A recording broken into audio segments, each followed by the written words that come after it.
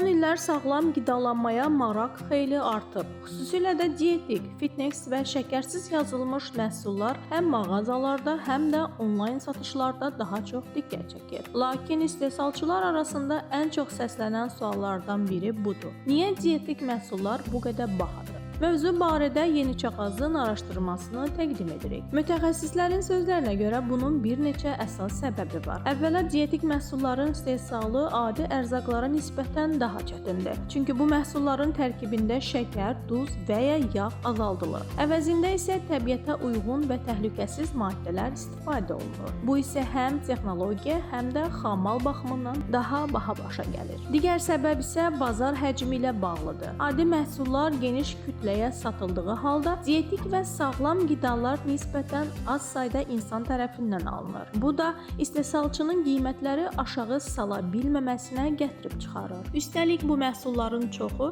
xaricdən ixal olunur. Nəqliyyat xərcləri, valyuta dəyişiklikləri və gömrük rüsumları da qiymətlərə birbaşa təsir edir. Ekspertlər bildirirlər ki, gələcəkdə bu sahədə yerli istehsalın artması dietik məhsulların qiymətini bir qədər enməsinə səbəb ola bilər. Amma hələlik sağlam qidalanmaq istəyənlər üçün bu məhsullar lüks kateqoriyasında qalmaqda davam edir.